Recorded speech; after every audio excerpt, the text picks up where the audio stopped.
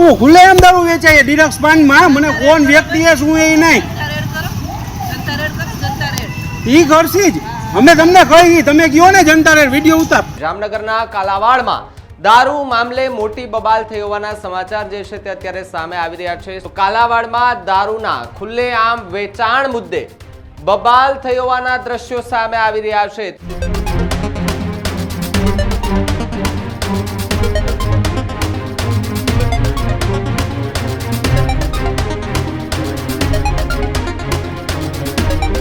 સમાચારોમાં આગળ વાત કરીએ તો સમાચાર જામનગરથી સામે આવી રહ્યા છે કે જ્યાં દારૂના અડ્ડાને લઈને બબાલ થઈ હોવાના દ્રશ્યો સામે આવી રહ્યા છે. તો બીજી તરફ એ વિડીયો જે છે તે અત્યારે સોશિયલ મીડિયા પર વાયરલ થઈ રહ્યા છે. જામનગરના કાલાવાડમાં દારૂ મામલે મોટી બબાલ થઈ હોવાના સમાચાર જે છે તે અત્યારે સામે આવી રહ્યા છે. સાથે જ બીજી તરફ જો વાત કરવામાં આવે તો કાલાવાડમાં દારૂના ખુલ્લેઆમ વેચાણ મુદ્દે બબાલ થઈ હોવાના દ્રશ્યો સામે આવી રહ્યા છે. તો બીજી તરફ એડવોકેટ અને મહિલા પોલીસ વચ્ચે રકઝકનો વિડીયો સોશિયલ મીડિયા પર વાયરલ થતા અત્યારે ચર્ચાએ જોર પકડ્યું છે. ભાજપના નેતા અને એડવોકેટ જયેશ વાઘાણીએ જાહેરમાં બબાલ કરી હોવાના આરોપ જે છે તે અત્યારે લાગી રહ્યા છે. કાલાવાડ ટાઉન પોલીસ સ્ટેશનના પીઆઈ એનવી આંબલિયા વચ્ચે રકઝક થઈ હોવાના વિડીયો પણ સોશિયલ મીડિયા પર વાયરલ થઈ રહ્યા છે. જો દારૂ બંધ કરાવવો હોય તો જનતા રેડ કરો.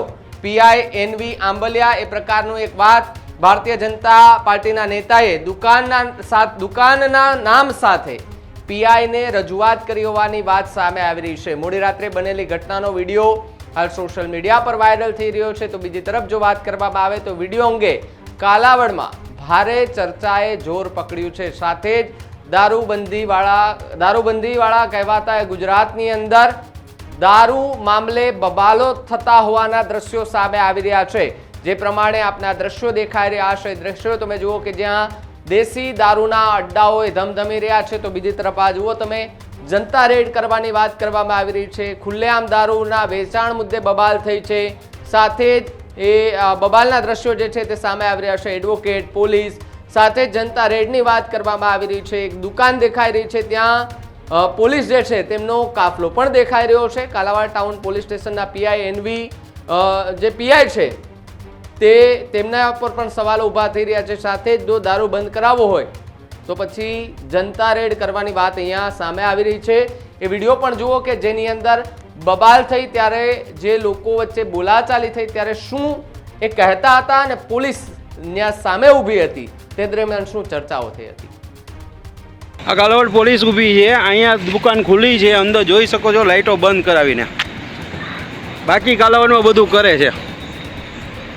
હું ખુલ્લેઆમ દારૂ વેચાય ડિરક્સ પાનમાં મને કોણ વ્યક્તિ એ શું એ નહીં ઈ કરશી જ અમે તમને કહી તમે ગયો ને જનતા રેડ વિડીયો ઉતાર તમે ગયો ને જનતા રેડ કરશી તમારે કરવાનું છે કે નહીં જનતા રેડ કરશી વિડીયો ઉતારો છો તમે તમારું